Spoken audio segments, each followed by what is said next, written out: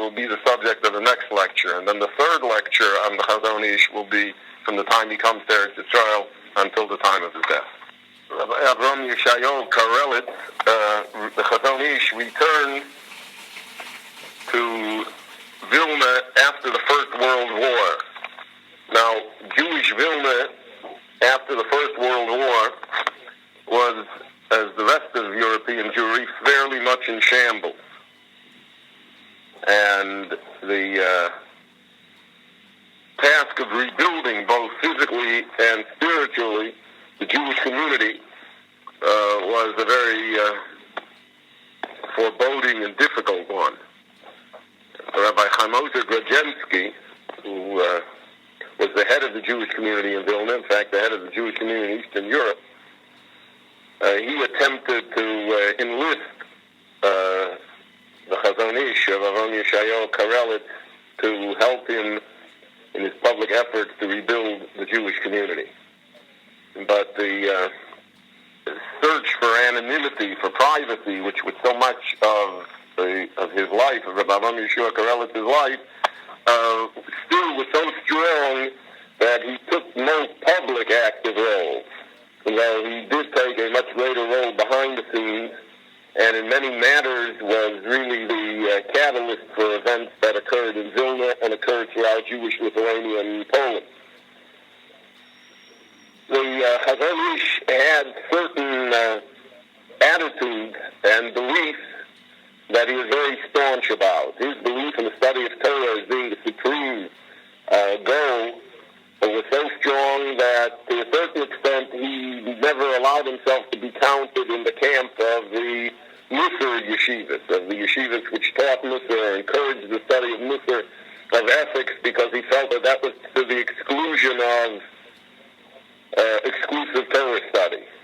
Nevertheless, as a person, as an individual, he had very close relationships with many of the Roshei Yeshiva and the leading people of Musar in Lithuania. There's an anecdote that's told that he once came to hear in one of the yeshivas, he came to hear the lecture of the Mashgiach, the Musar lecture of the Mashgiach. And in fact, it's told about him and Nothing Finkel, who was the head of the yeshiva in Slobodka, which was the seat of Musar in Lithuania. So after Rabbi Finkel had finished speaking, he went over to him and he said, I'm so happy to see you here, but I'm surprised. What are you doing here? It's well known that you're an opponent of Musar. To which the Chazon Ish said, that's correct, he said, except I am a greater opponent of those who oppose Musar. So, to a great extent, that summarized his attitude on the matter. He felt that in Torah itself, in the study of Torah itself, everything could be accomplished, and that there was no necessity, so to speak, to gild the lily, to add to it. But on the other hand, in his clever and realistic view of the Jewish world, he realized that Musar had a place. And that not only a place, but that the yeshivas in Lithuania, where most of the Torah came from, were Musar yeshivas, and therefore being opposed to Musar publicly amounted to being opposed to the yeshivas, and that was something that he would never countenance. He objected to certain attitudes that were developed in which the speakers on behalf of the Musar would interpret verses in the Torah, stories in the Torah, in a fashion that made the literal story impossible. That it's just as though the literal story didn't exist and only the Musar allegory existed. And one of his famous statements was that if Avodah Zarah was not literal in the Tanakh, he said, then we're in the exile for nothing. If the interpretation of Avodah Zarah would be reduced to the type of esoteric, ephemeral definition that was given to it by certain of the speakers, then he said, then we would be in Golos for nothing. Be that as it may, he was not being a public figure. He was able to maintain his own ideas and his own viewpoint on matters without really risking much. Whereas a public person, a person that stands at the head of an institution or the head of a community, so his opinions on such matters automatically would cause controversy and criticism. He'd have to pay a price for it.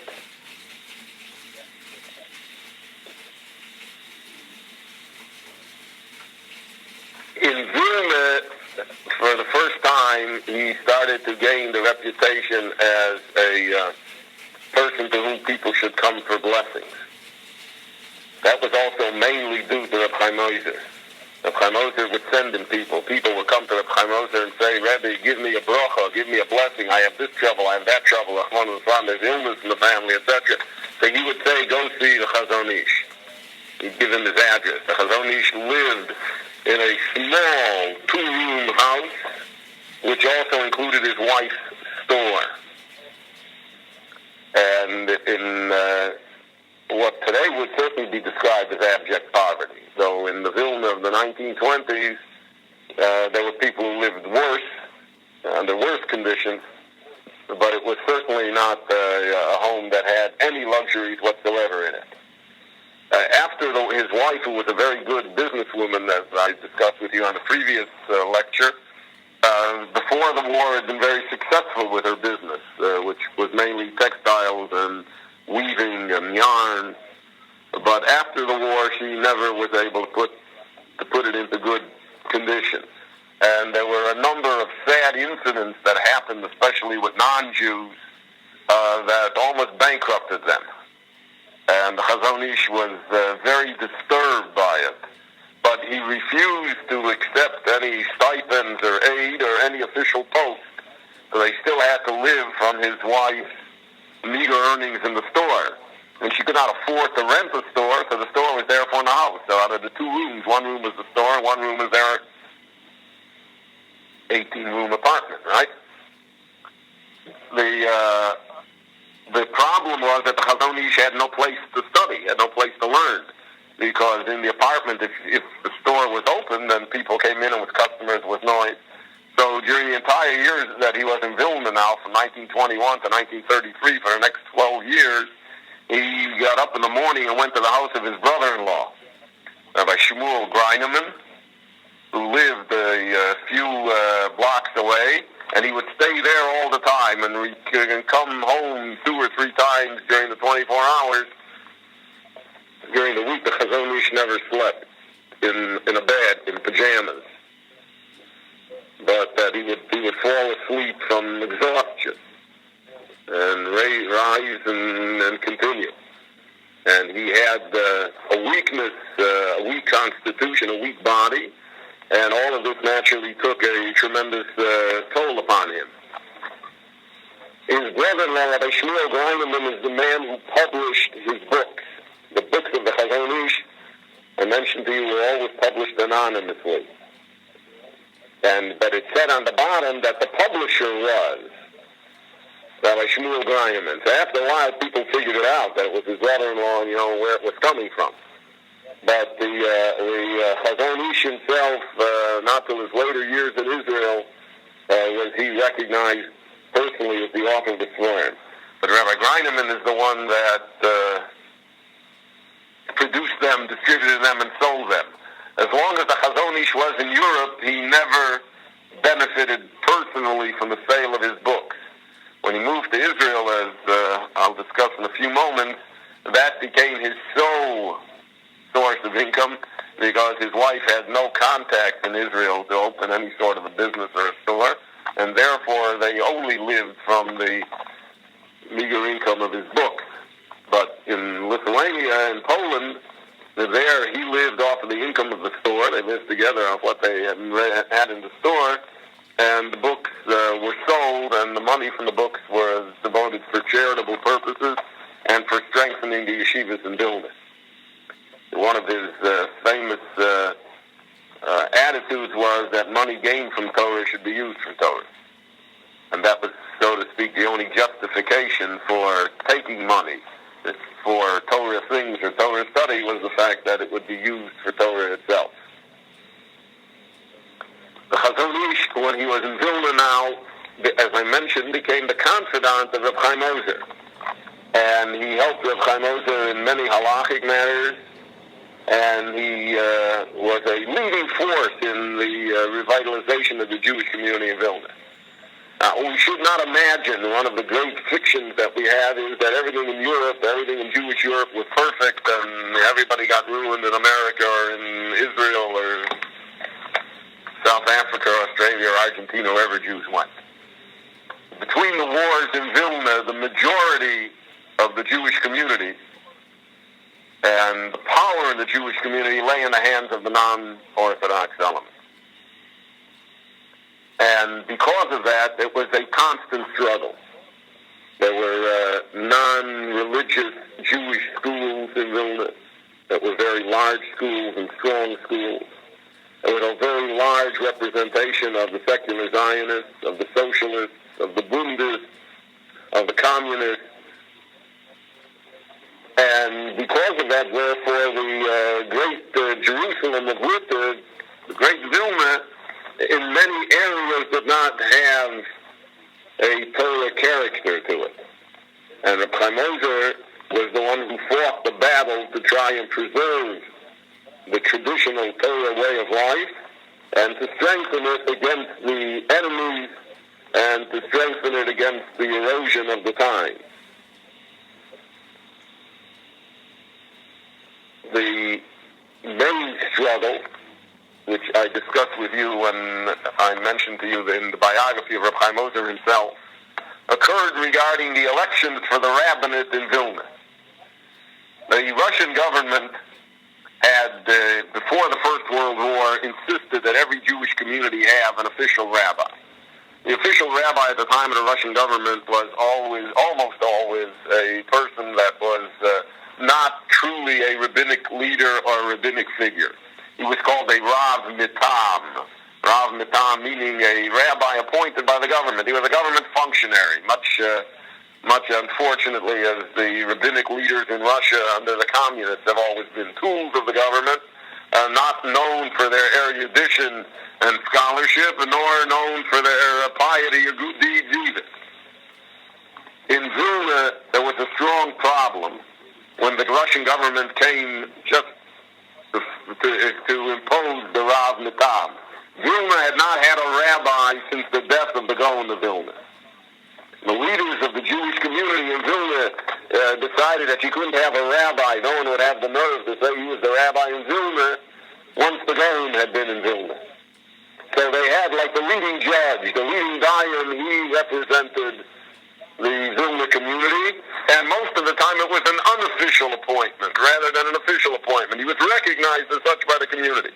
The Chaim Ozer was recognized as such by the traditional Jewish community as being the leader, the Rav, the head of the Jewish community in Vilna. After Vilna became part of Poland, after the war, so then the institution of Rav Mitam was reintroduced. The Polish government demanded that there be an official rabbi. And there were various candidates for the job. You can imagine being the official rabbi in Vilna had prestige to it. Even though, in retrospect, one could hardly imagine a more difficult and less controversial job than being the rabbi in Vilna, especially Vilna that is broken between all of the different segments of the Jewish people who live there. In our case in the United States, if a person is an Orthodox rabbi, we have a tremendous luxury. If I'm an Orthodox rabbi, I'm not a rabbi for the conservative, I'm not a rabbi for the Reform, I'm not a rabbi for the unaffiliated, I'm not a rabbi even for anybody that comes to my shul. In fact, if they don't pay off their dues and building fund, I'm not even their rabbi, right? I have nothing to do with anybody. Right? However, in Europe and in Eretz Yisrael today, that's not true. You were the rabbi for the whole community. You were the rabbi for the atheists. You were the rabbi for the ones who weren't a rabbi. because of the official structure of the community. That certainly made the job and makes the job far more difficult. So there were two candidates to become the Rav Mitam in Vilna. One was a famous maskil by the name of Chaim Chernovitz, who was called Rav Tzayir. That was his pen name. He was a scholar, he was a Talmud Chacham, but he was not a religious Jew. And he was a secularist with great Talmudic knowledge. He later came to the United States, and there was a magazine, Bitzaron, which he edited and distributed here in America, a scholarly journal on Jewish topics, on Torah topics even. There are people like that still today in the Hebrew University. You can still see that type of person. In the United States, you don't see it at all. Very rare that you see such a person. But it was common, it was accepted, especially in post-World War I Eastern Europe. So he was a candidate to be the Rav in Vilna. And the second candidate was a real Rav by the name of Rabbi Yitzchak Rubinstein. And Rubinstein was a fervent Zionist. He was one of the leaders of the Mizrahi.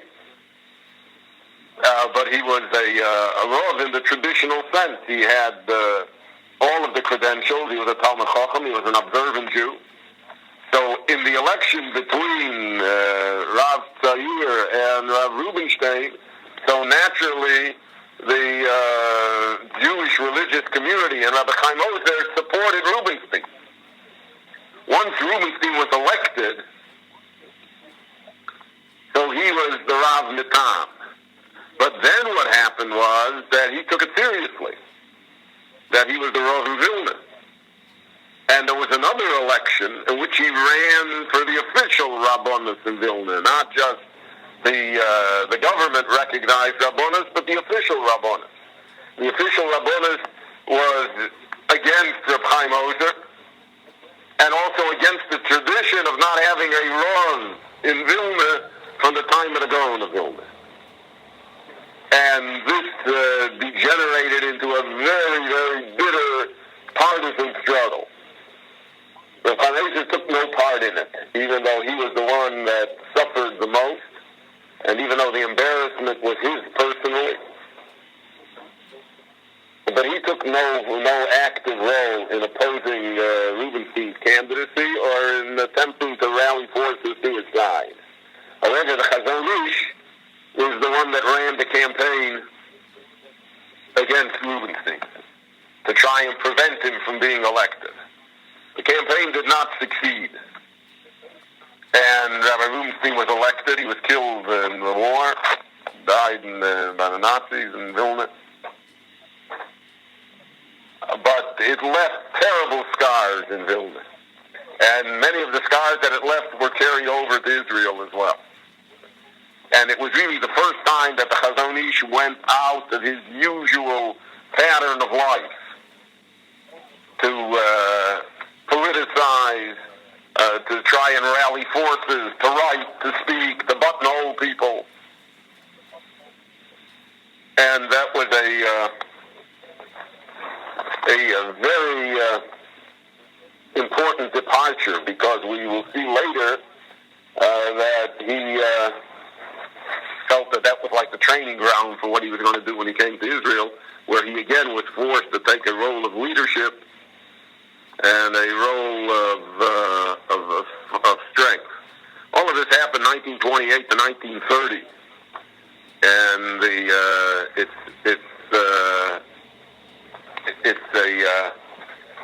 it's a matter that should be studied and understood, because it would help us understand many of the present-day problems in Israel within the religious camp, and vis-a-vis the religious camp and the non-religious camp. A great deal of it is the carryover of a 60, 70-year-old struggle, of which this incident of the election of the Rav in Vilna is one of the focal points. The Chazon Ish in 1923 came to Reb Chaim Ozer and said that he wanted to leave Vilna and move to Israel. and he said that he had researched the halacha, and he said that he felt certain that the halacha was that every Jew is obliged to live in Israel if he can make a parnasa there, if he has the means to make a living. Because if he has to depend upon the good-heartedness and generosity of Jews from outside to support him there, so then he said he doesn't know whether it's worth going. But if he can make a living, he's willing to go. But his definition of making a living was such that it was impossible. He would not take an official position as a rabbi. He would not take an official position as a teacher or as a Rosh Yeshiva or the head of an institution. He would not take money from anyone to be supported, and his wife couldn't make a business in Israel. So in 1923, the Chaim dissuaded him from leaving to go to Eretz Yisrael, even though he felt that that was his mission life. He felt that he had to go to Eretz Yisrael, as we will see that he does 10 years later.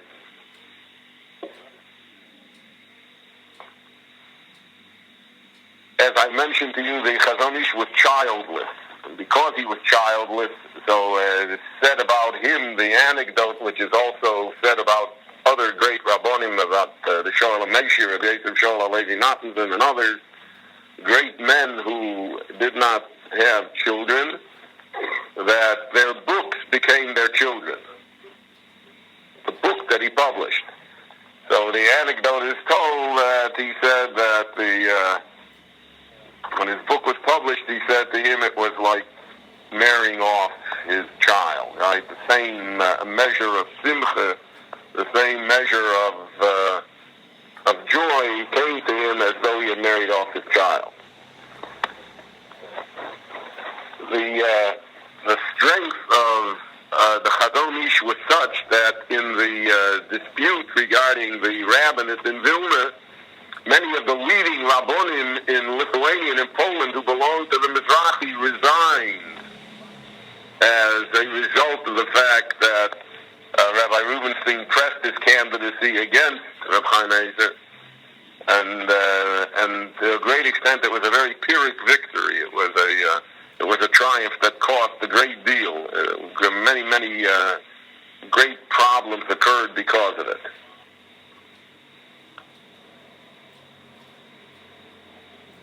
As I mentioned to you also, the chazon ish was close to the Chafetz Chaim. They had two different views of the responsibility towards Jewish public life.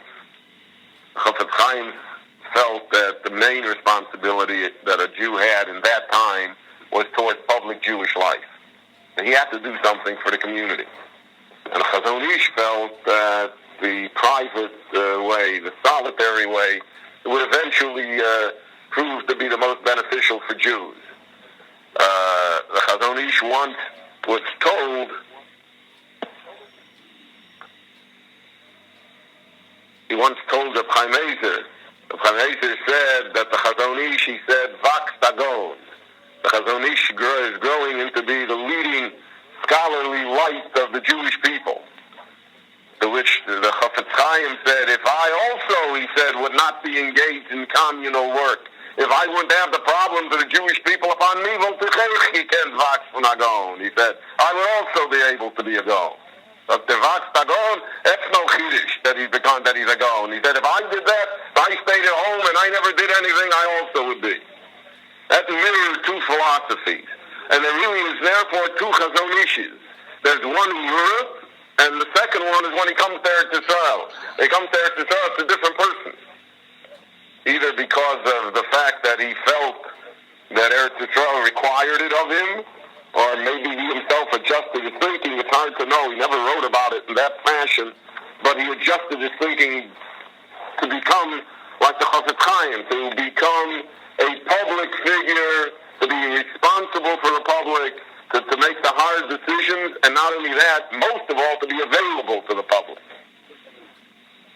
One of the most difficult things in being a public figure is that everybody can call you on the phone, and everybody can knock on your door and come in, and you have to let everybody in. And even if you buttress yourself with all sorts of secretaries, and you have all sorts of buffers between you, but eventually a public figure is accessible. That's by definition. So in Europe, the chazon ish was rarely disturbed by anyone. But in Eretz Yisrael, it was open house. Story is again told, through the anecdotes you have a picture of the person. Story is told that somebody once knocked on his door and he said, "I have to see you, Rebbe, but I'm sorry I'm disturbing you." So the chazon ish said, "If you're not disturbing me," he says, "then you have no right to come in the house. The only reason that you can come in the house is because you have to disturb me. That's what I'm here for." That's part of the task. That's part of the life, part of the viewpoint of how to be this type of public figure. After the events in Vilna of 1928 to 1930, and after the storm that occurred, and after Hitler came to power, the chazon ish never, and I can't say never because I don't know, I'm not an expert. I've looked through his letters and I've looked through his biographies. It's a strange thing. He makes almost no mention of the terrible things that are occurring. But it was in one of the letters there's an indication that there was a sixth sense, and that he came to the Chaim Ezer again in 1933 and said that this time he's leaving. He said that whatever it is, he'll be able to make a parnasa there. Also, you have to realize Eastern Europe underwent the Great Terrible Depression, so everybody in Eastern Europe was poverty-stricken anyway. So whatever poverty existed there would exist here also. So he asked the Chaim Ezer to write letters for him to Eretz Yisrael, A, asking for a certificate from the mandate government to be able to emigrate, and B, that the rabbi should look out for him. He shouldn't come as a complete stranger. And we have a letter that Reb Chaim Ezer wrote to Rav Kook in Yerushalayim, and the letter begins, Ari Ole Mibovel. A lion is coming up from Babylonia, which is the description mentioned in the Talmud when one of the great Amoraim from Bovel came to Eretz Yisrael. Ari, the lion, the greatest man we have is coming. He asked, Reb Chaim Ezer asked the chazon ish, where would he like to live? Yerushalayim? Where would he like to live? The chazon ish made one of his characteristic remarks expressing his viewpoint. He says all of Israel is holy, wherever. There's no, wherever.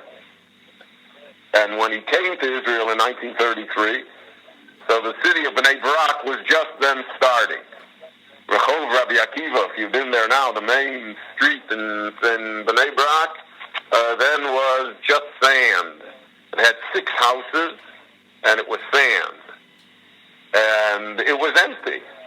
Bnei Brak had been founded by religious Jews, and the strength of the purpose was to try and have a religious Jewish community in the suburbs of Tel Aviv. Now, Bnei Brak today, thank God, Bnei Brak today is over 125,000 Jews came here, and it's a city, it's the international city of Torah. But Bnei Brak in 1933 was empty. And it was not only, even though it was founded by religious Jews, but it was empty really of religious institutions in the time. In the town, there were no religious institutions in the town. It was not an appealing place. The chazon ish decided that he would come to Bnei Brak. And he was really the builder of Bnei Brak, because his coming to Bnei Brak made it a strong citadel of Torah and religious Jewry. Not only did he settle in Bnei Brak,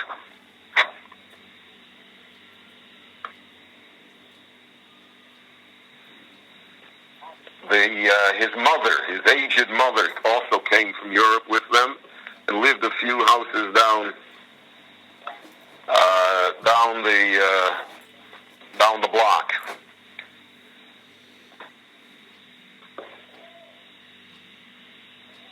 the chazon ish rarely appeared in Yerushalayim for whatever reasons. We have only recorded 3 times that he came to Yerushalayim in the entire 20 years that he lived in Israel.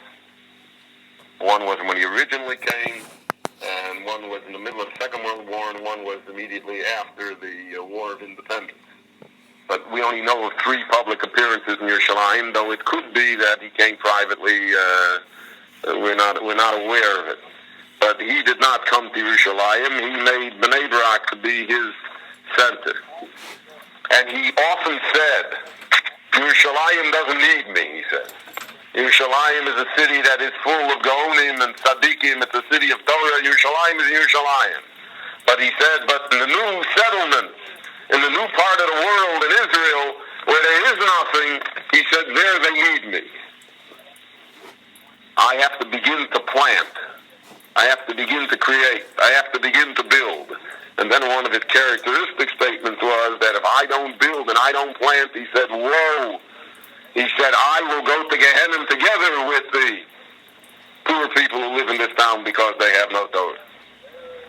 And that's a different viewpoint of, it's almost a different attitude towards the entire matter. The moment he came there to Israel, he was a different person as far as his public presence was concerned. He became an interesting thing. He became the halachic authority for the Polei Agudas Yisrael. The Polei Agudas Yisrael was a group of devout Jews who established agricultural settlements in the country. And because of that, they had many questions in halacha, because of the fact that they had, it's not it was like a commune. It's not socialist, but it certainly was a community type of life. So they felt perhaps out of touch with the rabbinate in Jerusalem. So the chazon ish undertook to be their posek. And during the 1930s, and really during the 1940s, until the second election for the Knesset in Israel, which is about 1950, the chazon ish was the leading force, the dynamic spiritual force of the Polei Aguda. Then when the Polei Aguda turned more leftwards and went away, he and they loosened their bonds. But for almost 16 years, he was the leading person that had to do with the Polei Aguda in Eretz Yisrael. Kibbutz Chafetz Chaim, for instance, which is the flagship kibbutz of the Polei Aguda Yisrael, all the shilas in that kibbutz were paskin by the chazon ish. And as I'll mention to you in a few moments, the chazon ish really blazed new territory and solved problems that until his arrival were almost insoluble. No one knew how to do it. The chazon ish's attitude toward Jewish settlement in Eretz Yisrael, as he himself writes in his own sefer, he says it's obvious that Eretz Yisrael, all of Eretz Yisrael, he says, belongs to the Jewish people, and Jews have the right to settle wherever they want in Eretz Yisrael, and that the land belongs to us. And the fact that there are other people in the land, that's because of the fact that we were driven out and others came. But that in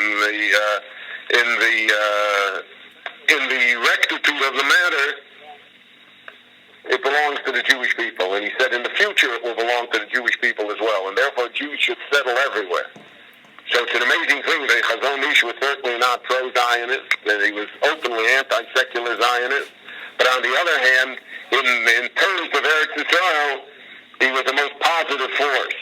And he didn't allow people who went to him for shilas that they had to leave Eretz Yisrael, never got satisfaction from him. One person once said to him, he has to leave, he has to do this, he has to do that. The chazon ish said, he said, I cannot sympathize with you. He said, it took me 10 years to get here. He said, how many tzoros I have to undergo to get here? How much trouble? And you want to go? I can't. Like we're not on the same wavelength. I have no way to talk to you. Even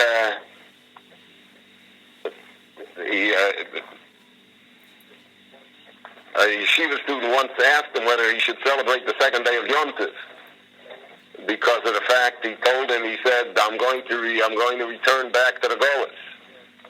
So So the chazon ish said, what kind of Jew says that he hopes to return to the Golos? How do you tell me that you hope to return to the Golos?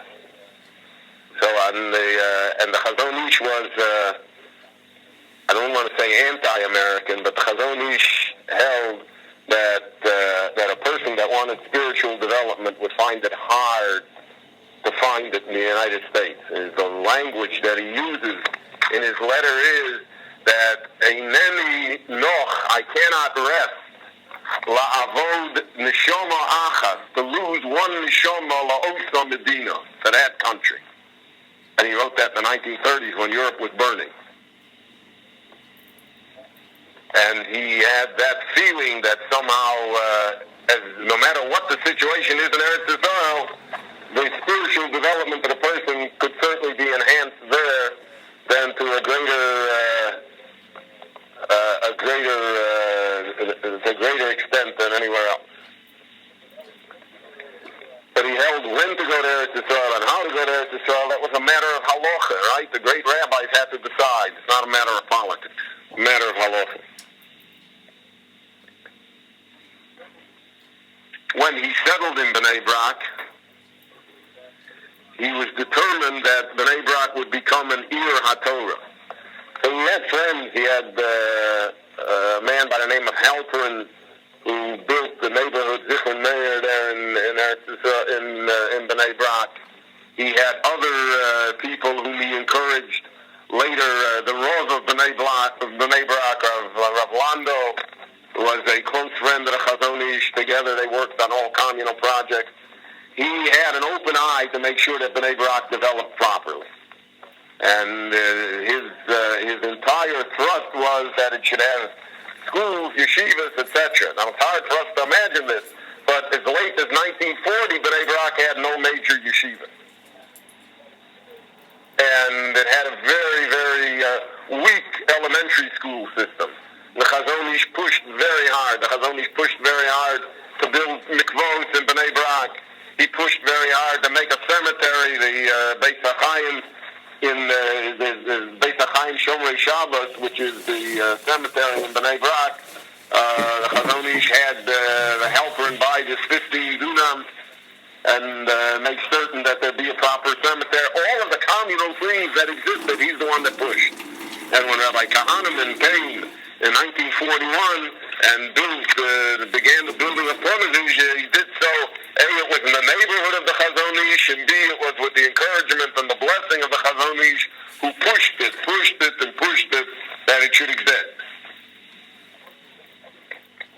Among the many other institutions that he created, I want to tell you a personal story. He created the institution of Orach Chaim, which is a girls' school basically for Sephardim in Bnei Brak, which is one of the largest. Today, I think there are close to 3,000 souls on the campus. It's from little girls till they get married, and it's a school that takes children from disadvantaged homes, girls that otherwise, God forbid, would find themselves on the street, literally, and raises them and gives them an education and gives them a chance to have a livelihood in 4 or 5 different fields, and literally marries them off because they run a kollel as well, and they make shidduchim, and the task is to marry them off. I want to tell you this story is a personal story that happened with my wife and with me. The man that's the head of the institution, the founder of the institution, is a Sephardic Jew by the name of Moshe Pardo. Moshe Pardo was a wealthy, very wealthy Jew in Turkey who owned many, many businesses in real estate. And one of his investments was that he owned Pardesim. He owned orchards near Bnei Brak, which then was that then wasn't a large city, and it was agricultural land, and he owned it. He had one daughter. And Rahman al-Islam, a few weeks before this daughter's wedding, she contracted meningitis and died. And he was naturally broken to pieces from it. So he came to see the chazon ish, who also had no children. And he told the chazon ish, I heard this from Pardo himself. He told it to my wife and to me. on a special day that we visited him in his school there. So he said to me that he came to the Chazon Ish and he told him, Rabbi, tov li moti mechayai. I want to die too. Told him, I can't live anymore. So the Chazon Ish told him that it's forbidden for a believing Jew to think like that and to behave that way. And he told him, he said, I'll tell you what. He said, you give up your business, Pardo, and you make a school for Sephardic girls. Because you see what's happening here. The Sephardim are being destroyed. You make a school for Sephardic girls here in Bnei Brak. Take some of your pardes and start. And he said, I promise you hundreds of children and thousands of grandchildren. So the day that we were there, Pardo has a notebook in which he has recorded the name of every girl that ever went there and what happened to her and how many children he has. That day he had his 4,000th grandchild that we visited him. So he said to me the bracha of the Chazon Ish, what the Chazon Ish did for it. If you were in Bnei Brak, that's the place. Even if you're not in Bnei Brak, you go to Bnei Brak, that's the place to see what individual people can do. And the Chazon Ish was the driving force behind all of these things. So again, he was the architect of the community. And the establishment of Torah institutions, all the kollalim that came, that was all because of him. And here again, you had a man that had no official position. He was not the rabbi. He had no yeshiva. He wasn't the Rosh Yeshiva. Had no official position, but his unofficial position was that he was the leader of Jewry in Eretz Yisrael, and everyone had to reckon with him. Even as I'll mention to you in the next lecture, Ben Gurion, on matters of the struggle regarding the draft of women and everything else, traveled to talk to the Chazon Ish, because it was only the Chazon Ish who wielded that influence and had that strength. But the Chazon Ish and the Stipler Gaon were brothers-in-law.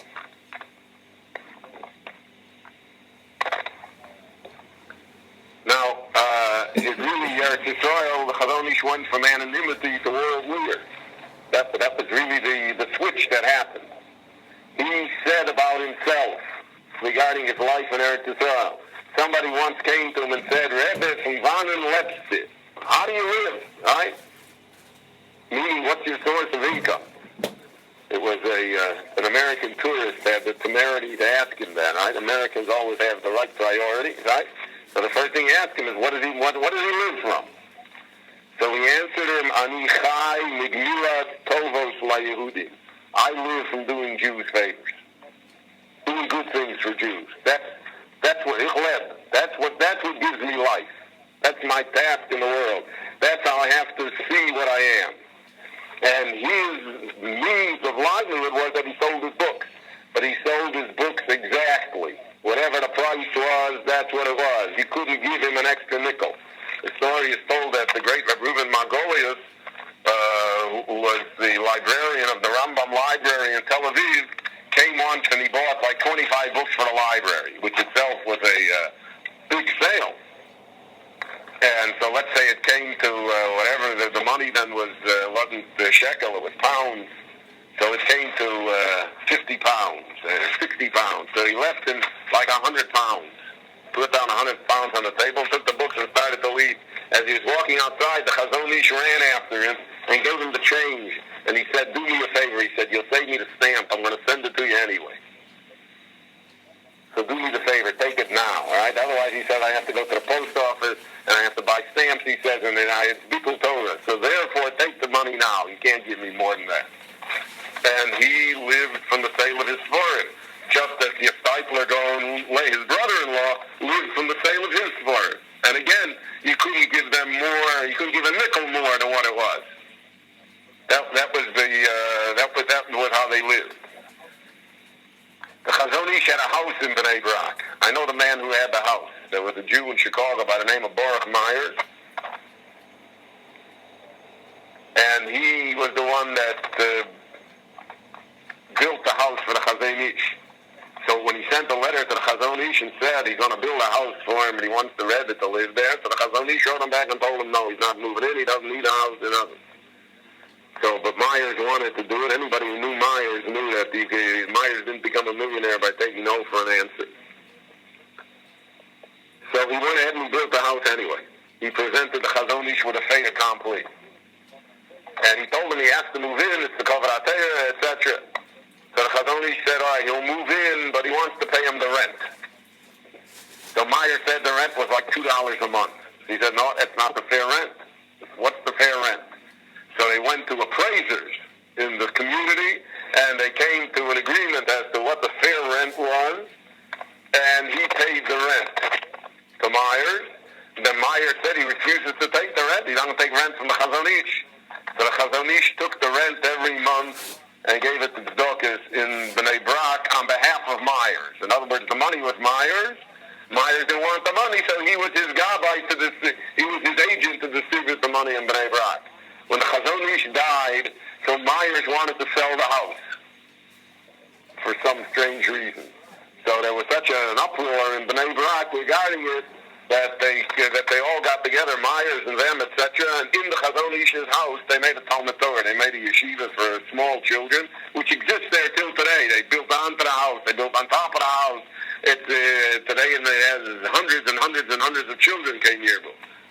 But that was in the chazon ish's house. That's what happened. That's what happened to it. The chazon ish attitude towards Israel.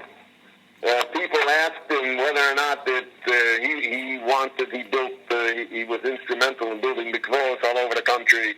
He was instrumental in many, many other things.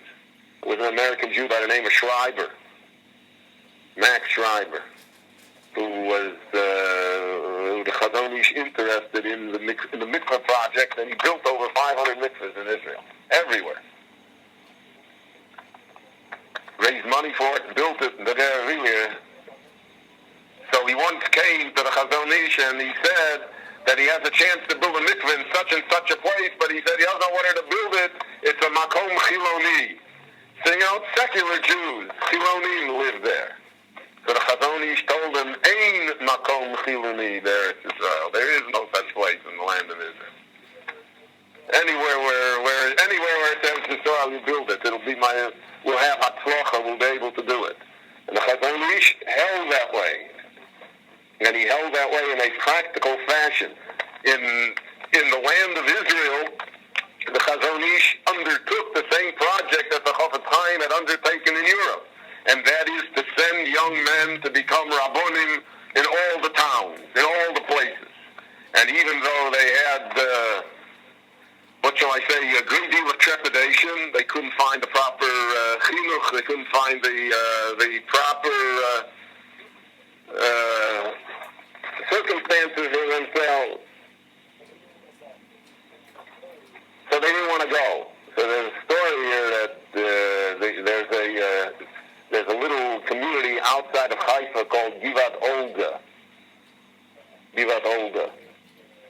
And Givat Olga was very left-wing. But for one reason or another, there was an opportunity that the synagogue there was looking to take a rabbi. The community there was looking to take a rabbi. The chazon ish approached a man, Rabbi Eliakim Cohen, that he should go there and become the rabbi and try and build it, and etc., etc. He should do what a rabbi is supposed to do. So Rabbi Cohen told him what he's going to do about his children, and what's he going to, and then full of chilonim, and it's all sorts of problems and everything. So Rabbi Cohen wrote that the chazon ish told him it's impossible, he said, to take any of those things into consideration because the only thing that counts is Klal Yisrael. The only thing that counts is the Jewish people. And if it's good for the Jewish people, it's good for you. That's the cheshbon to make. That's the accounting to make. And the chazon ish was responsible literally for placing tens and tens of rabbis throughout the country in areas where ordinarily rabbis would not have, or these types of rabbis would not have gone, would not have advanced their candidacy, and would not have accepted the position even if they would have been elected. The chazon ish was the driving force to see that these young men went out and had the effect that they did. The chazon ish had a program which he gave every young rabbi 7 things that he should do. And it's a program that exists everywhere.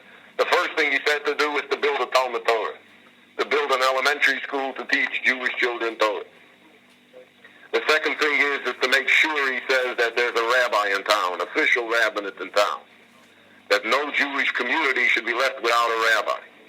Chazon ish appreciated the importance of a rav, something which even in religious circles is not always understood and followed as it should be.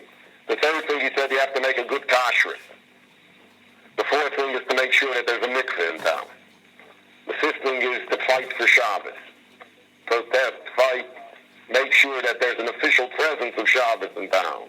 The sixth thing is to build a building for a shul. That the shul shouldn't be in a basement, in a front room, in a street, in a wing-to. That there should be a building for a shul. And the seventh thing he said is to be independent. To be independent of the government, to be independent of the boards, to be independent of the area, to be independent of the non-religious, of the political parties, to be an independent person, to work for God and not for man. That was his 7-point program. That's quite a program. Not easy to do, but it really says it all. If you say, what is a person supposed to do? How shall he be a rabbi? Well, that's how he should be a rabbi. That's how the chazon ish saw a rabbi. That's what he saw his accomplishment.